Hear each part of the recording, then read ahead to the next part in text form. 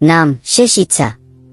একটি দীর্ঘ ফিলিস্তিনি গল্প, মানবতা, বেঁচে থাকার লড়াই এবং স্বাধীনতার স্বপ্ন নিয়ে। অধ্যায় 1, ধ্বংসস্তূপের নিচে। গাজার বাতাসে বারুদের গন্ধ, চারপাশে শুধু ধুলো আর ধোঁয়া। 1-2 বছরের ওমর চোখ খুলে দেখতে পেল সে একটা ধ্বংসস্তূপের নিচে চাপা পড়ে আছে। তার চারপাশে ভাঙা ইট, রড আর কংক্রিটের টুকরো ছড়িয়ে আছে। পাশেই হাত বেরিয়ে আছে তার ছোট বোন আয়েশার। একদিন আগে যে হাত দিয়ে আয়েশা তার হাত ধরেছিল ভয় পেলে, আজ সেটাই নিথর পড়ে আছে। ওমর চিৎকার করতে চাইল, কিন্তু গলার স্বর বের হলো না। বুকের মধ্যে কেমন যেন ভারী কিছু চেপে আছে। তার মনে পড়ল কয়েক ঘন্টা আগেও তাদের বাড়িতে সবাই ছিল। মা রান্নাঘরে রুটি বানাচ্ছিলেন, বাবা বাইরে ছিলেন, দাদু বসে বসে কোরআন পড়ছিলেন, আর আয়েশা খেলছিল। তারপর হঠাৎ এক বিকট শব্দ, বুম! চারপাশটা অন্ধকার হয়ে গিয়েছিল। এখন সে বুঝতে পারছে বাড়িটি আর নেই, তার পরিবার হয়তো আর নেই। আগের দিনের কথা।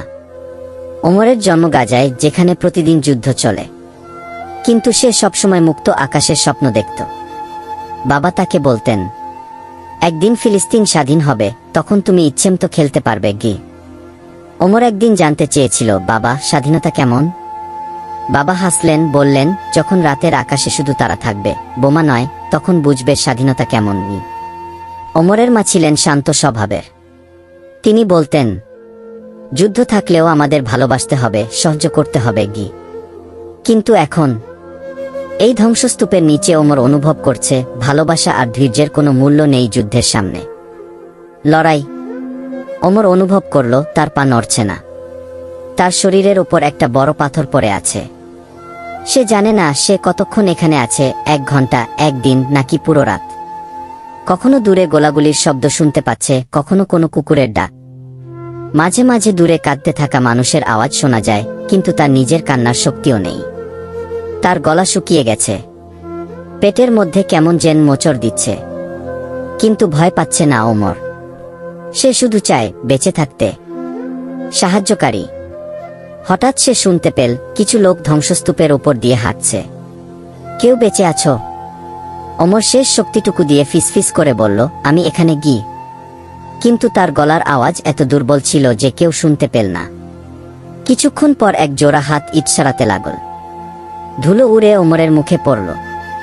একজন যুবক, যে হয়তো কোনো স্বেচ্ছাসেবক, চিৎকার করে বলল, একজন বাচ্চা এখানে বেঁচে আছে। ওমর অনুভব করল কেউ তার হাত ধরল। তুমি শক্ত থাকো ছোট্ট ভাই, আমরা তোমাকে বের করব। ওমর বুঝতে পারল সে বেঁচে যাবে।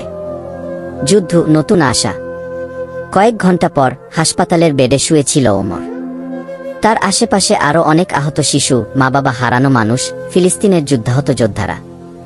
একজন সাংবাদিক তার সামনে এসে বসল। তুমি কেমন অনুভব করছো ওমর? ওমর জানে না কি বলবে। তার পরিবারের সবাই চলে গেছে, কিন্তু সে এখনো বেঁচে আছে। তার বাবার স্বপ্ন ছিল ফিলিস্তিনের স্বাধীনতা দেখা, কিন্তু বাবা এখন আর নেই।